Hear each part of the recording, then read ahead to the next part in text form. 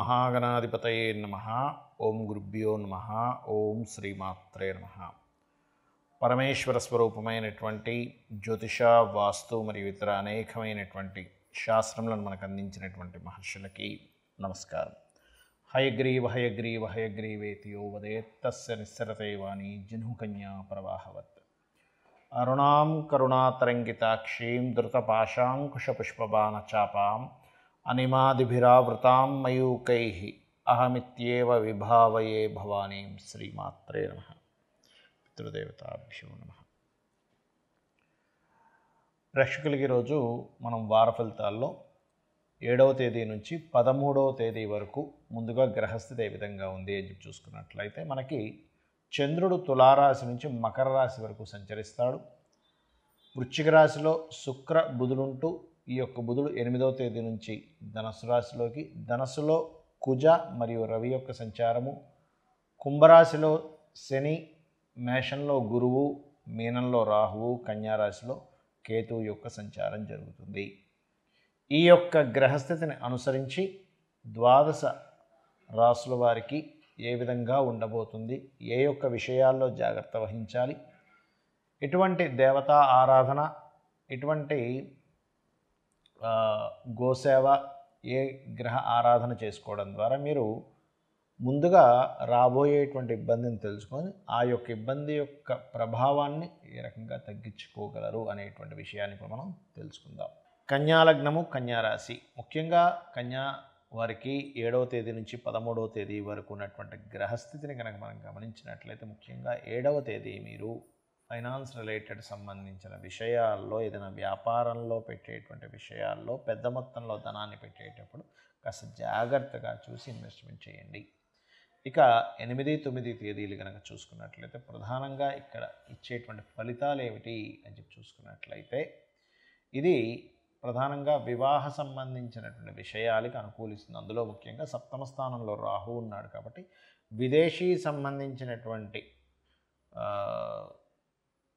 ఏవైతే సంబంధాలు ఉంటాయి, విదేశీ సంబంధం వచ్చిందండి మా అమ్మాయికి వచ్చింది లేదా మా అబ్బాయికి వచ్చిందండి అంటూ ఉంటాం, అటువంటివి జారవిడ్చుకోకండి. 7వ స్థానంలో రాహు యొక్క సంచారం జరుగుతుంది కావున. అలాగే మరొక విషయం ఏంటంటే ఇక్కడ గమనించుకున్నట్లయితే చతుర్థ స్థానంలో రవికుజులు, అదేవిధంగా చతుర్థంలో ఎప్పుడైతే రవికుజులు ఉంటారో ఇక్కడ ప్రధానంగా ఏంటంటే ఇది కొంతవరకు ఏదైనా ఒక ప్రాపర్టీ రిలేటెడ్ లేదా పోలీస్ డిపార్ట్మెంట్ ఏదైనా ఒక్కోసారి చూడండి మనం గ్రూప్స్ ప్రిపేర్ అవుతూ ఉంటాం, లేదా మనకి ఏదైనా ఒక విషయాన్ని ప్రిపేర్ అవ్వడానికి అనుకూలంగా ఉన్నాయి గ్రహాలు ఇక్కడ. అలాగే అంటే గవర్నమెంట్ రిలేటెడ్ సంబంధించిన జాబ్స్ కోసం ప్రిపేర్ అవ్వడానికి ఈ రవికుజులు ఇద్దరు కూడా ఇక్కడ అనుకూలతని ఇస్తున్నారు అనేటువంటిది మనం అర్థం చేసుకోవాలి. అదేవిధంగా ఇక్కడ ఈ యొక్క గ్రహాలు ఎప్పుడైతే రవికుజులు ఇక్కడ ఉన్నారో ఇది కాస్త కొంతవరకు ప్రేమ వ్యవహారాలకు సంబంధించిన విషయాలు మాత్రం కొంత వెనక్కి లాగడం, కానీ ఆ యొక్క విషయాల్లో కొంత డిస్టర్బ్ అవ్వడం అనేటువంటిది చూపిస్తుంది. అదేవిధంగా ఈ యొక్క 10, 11 తేదీలు ప్రధానంగా మీకు కొన్ని ఇన్సూరెన్సెస్ మూలంగా యోగం కలగడం, కాకపోతే 10, 11 తేదీలు మీరు ఏదైనా గవర్నమెంట్ ఆక్షన్స్లో ధనం కట్టేటువంటి విషయాల పట్ల మాత్రం కాస్త చూసి క్యాలిక్యులేటివ్గా ధనాన్ని వెచ్చించండి.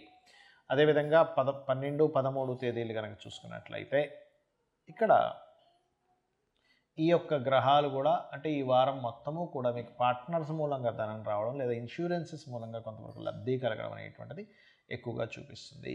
అయితే మీకు పర్సనల్గా మీరు చేసేటువంటి వెచ్చించేటువంటి ధన విషయంలో కుటుంబ సంబంధించినటువంటి విషయాల్లో మాత్రం కాస్త చూసి ఒక అడుగు ముందుకు వేయవలసిన స్థితి ఉంటుంది. అంటే కుటుంబ సంబంధించిన విషయాల్లో, కుటుంబీకుల విషయంలో కొన్ని నిర్ణయాలు తీసుకుంటాం తొందరపాటు పడి, అటువంటి తొందరపాటు నిర్ణయాలు పనికిరావు అనేటువంటిది చూపిస్తుంది. ఇక ఏదేమైనప్పటికీ కూడా ఈ యొక్క కన్యారాశి వారికి రాశిలో కేతువు యొక్క సంచారం జరుగుతుంది కాబట్టి కొన్ని విషయాల్లో కొంత వైరాగ్య ధోరణి ఏదో ఆగుతున్నట్టుగా అనిపిస్తూ ఉంటుంది. కాబట్టి ఉదయం నిద్ర లేచిన వెంటనే మీరు గణపతి యొక్క ఆరాధన చేయండి. గణపతి ఆరాధన ఎంత చేస్తూ ఉంటే అంత చక్కటి ఫలితాలు వస్తాయి. 2వ స్థానాన్ని గురువు చూస్తున్నాడు కాబట్టి గురువు యొక్క బలం కొంతవరకు మీకు ధనయోగాన్ని ఇస్తుంది. కాకపోతే మీరు కాస్త ఈ యొక్క గురువు అక్కడ ఉన్నందుకు ఎవరికి కూడా మీరు అప్పులు ఇచ్చేటువంటి విషయంలోని మరియు ముఖ్యంగా సంతాన సంబంధించిన విషయంలో కొంత తొందరపాటు నిర్ణయాలు పనికిరావు. కొన్ని గురువారాలు ప్రత్యేకంగా ఏదైనా నిర్ణయం తీసుకోకండి దయచేసి. కాకపోతే ఇన్వెస్ట్మెంట్స్ చేయడానికి మాత్రం ఇది సరైనటువంటి సమయమే, అందులో ఎటువంటి సందేహం లేదు. సహజంగానే 6వ స్థానంలో 6వ అధిపతి ఉన్నప్పుడు, అది కూడా శని అయినప్పుడు ఏమవుతుందంటే మీ యొక్క కర్మ మీరే రాసుకోవచ్చు అనేటువంటి యోగాన్ని శని భగవానుడు ఇస్తాడు. ఇక మీరు చేయవలసిన దేవతారాధన ముఖ్యంగా నవగ్రహాలు శని కుజ రవి గ్రహాల దగ్గర దీపారాధన చేస్తూ కాళికాదేవిని మరియు కాలభైరవుణ్ణి స్మరించండి, అన్ని విధాలా బాగుంటుంది. ప్రేక్షకులకి చాలామందికి ఒక సందేహం కలుగుతుంటుంది, ఏమండి మనం ఈ గోచార ఫలితాలు చెప్పుకుంటున్నాము, గోచార ఫలితాలు ఏవైతే చెప్తున్నారో అవి అలాగే జరుగుతాయా, లేకపోతే ఇంకేదైనా దీనికి ప్రత్యామ్నాయం కానీ ఇంకేదైనా ఉంటుందా అంటే, ఒకటి గుర్తుపెట్టుకోండి, గోచారము అనేటువంటిది కాలము. దీన్ని బాగా అర్థం చేసుకోండి. కాలం అంటే ప్రజెంట్ బయట ఉన్నటువంటి వాతావరణంగా భావించాలి గోచార ఫలితాలు మనం ఏమైతే చెప్తున్నామో. అదేవిధంగా జన్మజాతకం అనేటువంటిది మన శక్తి, మన వనరులు, మనకున్న శక్తి, మన యొక్క ఆలోచనలు, మనం తీసుకునేటువంటి నిర్ణయాలు, ఇవన్నీ మన జన్మజాతకం.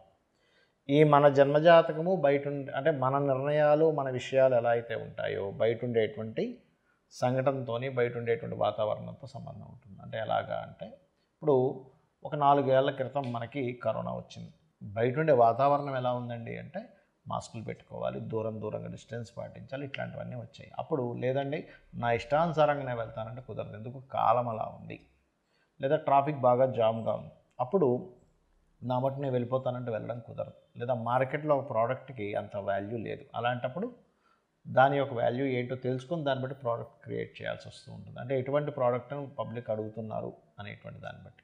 అంటే ఏంటి, బయట ఉండే కాలం ఎలా ఉందో చెప్పేది గోచార ఫలితాలు. మరి ఈ జన్మజాతక ఫలితాల ద్వారా ఏం తెలుసుకోవచ్చు అంటే, ఈ జన్మజాతకం అసలు ఎలా ఏర్పడుతుందో ముందుగా తెలుసుకోవాలి. మనం చేసినటువంటి ప్రతి కర్మ యొక్క సంబంధంగానే ఈ జన్మ ఉంటుంది. అంటే పూర్వజన్మల్లో మనం ఒక గౌరవాన్ని ప్రతి ఒక్కరికి గౌరవం ఇస్తూ రెస్పెక్ట్ఫుల్గా ఉంటూ అవతల వ్యక్తికి కనుక గౌరవం ఇచ్చినట్లయితే మీ యొక్క రవి భగవానుడు అంటే మీ సూర్య భగవానుడు అద్భుతమైనటువంటి స్థితిలో ఉంటాడు. అలాగే ఎవరి మనసు బాధ పెట్టట్లేదండి, చంద్రుడు బాగుంటాడు. ఎందుకు, చంద్రమా మనసో జాత అని చెప్పి వేదం చెప్తుంది. అంటే చంద్రుడు బాగున్నాడు అంటే నువ్వు కృత జన్మలో ఎవరి మనసు బాధించలేదు. చంద్రుడు బాగోలేదంటే ఈ జన్మలో నువ్వు బాధపడుతున్నావు మానసికంగా, నువ్వు ఈ జన్మలో బాధపడుతున్నావు మానసికంగా అంటే పూర్వజన్మలో నువ్వు ఇంకొకరి మనసు బాధ పెట్టావు. కాబట్టి కనీసం ఈ జన్మలో అయినా ఎవరి మనసును క్లేదపడేలా చేయకు. అలా అని బాధ్యతల్ని వదిలేయడం కాదు. ఇప్పుడు చిన్నపిల్లవాడు చదవను అంటాడు పుస్తకాన్ని తీసుకొని, అయ్యో వాడిని చదవమంటే మనసు బాధపడుతుంది కదండి. ఆడుతున్న పిల్లవాడిని తీసుకొచ్చి మనం చదవమంటే ఎలాగా, 10th క్లాస్లో ఉన్న పిల్లవాడు వాడు క్రికెట్ ఆడుకుంటా అంటున్నాడు, వాడిని ఇప్పుడు చదవమంటే వాడు మనసు బాధపడుతుంది కదా అంటే అది కాదు. వాడు అభివృద్ధికి ఏది దోహదం అవుతుందో దాని గురించి నువ్వు కాసింత కోప్పడ్డా, అవతల మనిషి యొక్క మనసు బాధపడ్డా, అది ఆ యొక్క వ్యక్తికి, అమ్మాయికి కావచ్చు అబ్బాయికి కావచ్చు, ఆ వ్యక్తికి ఉన్నతమైనటువంటి విషయాలకు తీసుకెళ్తుంది అన్నప్పుడు ఈ కించిత్ మనసు సంబంధించినటువంటి ఇబ్బంది తప్పు కాదు. అంటే ఎలా అంటే, ఒక బాస్ ఉన్నాడు, ఆ బాసు కంపెనీలో ఒక వ్యక్తి సరిగ్గా పనిచేయట్లేదు అనుకోండి, అయ్యో ఆ వ్యక్తిని ఇప్పుడు అంటే మనసు బాధపడుతుంది కదా, ఇది పాపమా అంటే అది పాపం కిందకి రాదు, అది నీకు కర్మ కింద అంటదు. నీ బాధ్యతగా నువ్వు చెప్తున్నావు, ఆ వ్యక్తి ఆ బాధ్యతను సక్రమంగా చేయాలి. ఎందుకంటే ఒక ఎంప్లాయీ కనుక చేయవలసినటువంటి కర్మ సరిగ్గా చేయకపోతే అతనికి శని దోషం ఏర్పడుతుంది. అంటే ఏమిటి, ఇక్కడ ఈ జన్మలో సరైనటువంటి జాబ్ దొరికి సరైనటువంటి బాస్ ఉండి కూడా నువ్వు కర్మ సరిగ్గా చేయకపోవడం వల్ల తర్వాత జన్మల్లో ఏమవుతుంది అంటే శని యొక్క ప్రభావం సరిగ్గా లేకపోవడం వల్ల జాబ్ దొరకదు. అంటే ఇక్కడ మనం బాధ్యత ఏంటి, కర్మ ఏమిటి, ధర్మం ఏమిటి, ఇటువంటివి తెలుసుకోవాలి. ఇవన్నీ చెప్పేదే మనకు భగవద్గీత. ఆ రకంగా రవి రెస్పెక్ట్ ఇవ్వడం ద్వారా, చంద్రుడు మనసు క్లేదపడకుండా ఉంచేటువంటి వాటి ద్వారా, కుజుడు నీ యొక్క అన్నదమ్ములతో లేదా నువ్వు భూమి సంబంధించిన దోషాలు చేయకపోవడం ద్వారా చక్కటి ఫలితాలు ఇవ్వడము, శుక్రుడు వివాహ సంబంధించిన విషయాల్ని, బుధుడు నీ యొక్క బుద్ధి లేదా నువ్వు పూర్వజన్మలో చేసిన నీ బుద్ధితో చేసినటువంటి పనుల ద్వారా, లేదా నువ్వు రిలేషన్స్లో ఉండేటువంటి రిలేషన్స్ ద్వారా, ఇలా ఒక్కొక్క గ్రహము ఒక్కొక్క భావము నువ్వు పూర్వజన్మలో చేసినటువంటి కర్మ ఆధారంగా వస్తుంది. ఈ కర్మ ఆధారంగా వచ్చినటువంటి ఈ యొక్క గ్రహాలు ఎక్కడెక్కడ ఏ ఏ స్థానాల్లో స్థితి పొందున్నాయో చూసుకొని దానికి తగ్గట్టుగా ఇప్పుడు నువ్వు ఈ జన్మలో నువ్వు కృతజన్మలో చేసినటువంటి కర్మ ఏ రూపంలో నిన్ను నడిపిస్తుంది, దాన్ని నువ్వు అధిగమించాలంటే భగవత్ సంబంధించినటువంటి స్వరూపాలలో నువ్వు ఏ స్వరూపాన్ని నువ్వు ఆరాధిస్తే ఆ కర్మ నుంచి తప్పించుకుంటావు, ఏ గ్రహాన్ని నువ్వు గనక ఆరాధించగలిగితే ఆ యొక్క కర్మ నీకు తొలగుతుంది. నీ మనసులో, నీ యొక్క బుద్ధిలో, నీ యొక్క ఆలోచన విషయాల్లో ఎటువంటి ఆలోచన పరివర్తన నువ్వు తెచ్చుకోగలిగితే నీ యొక్క కర్మ తొలగుతుంది అనేటువంటి చెప్పేదే ఈ యొక్క జ్యోతిష్ శాస్త్రం. అంటే దీన్ని బట్టి ఏమిటి, నువ్వు ఎందుకు ఎదగట్లేదు, నీకు ధనయోగం ఏ రకంగా వస్తుంది, రావట్లేదంటే ఎలా చేస్తే వస్తుంది, ఏ దేవతా ఉపాసన చేస్తే వస్తుంది, నీకు బంధువర్గాల్లో ఎందుకు ఇబ్బందులు వస్తున్నాయి, నీకు ఏ నివాసం అంటే నివాసం అయినటువంటి గృహం ఏ దిశలో అయితే నీకు బాగా కలిసి వస్తుంది, అన్ని దిశలు మంచివే కానీ నీకే దిశ కలిసి వస్తుంది, ఆ రకంగా విద్య, ఉద్యోగము, సంతానము, వివాహము, వివాహ జీవితాలు ఇవన్నీ కూడా ఎవ్రీథింగ్ చెప్పేది మీ యొక్క జన్మజాతకము. ఈ యొక్క జన్మజాతక ఫలితాలని, గోచార ఫలితాలని రెండింటినీ తెలుసుకొని మీ యొక్క జీవితాన్ని అద్భుతమైనటువంటి మార్గం వైపు నడిపించుకుంటారని నా యొక్క అమ్మవారి అనుగ్రహంతో పరిపూర్ణంగా కోరుకుంటూ శ్రీమాత్రే నమః.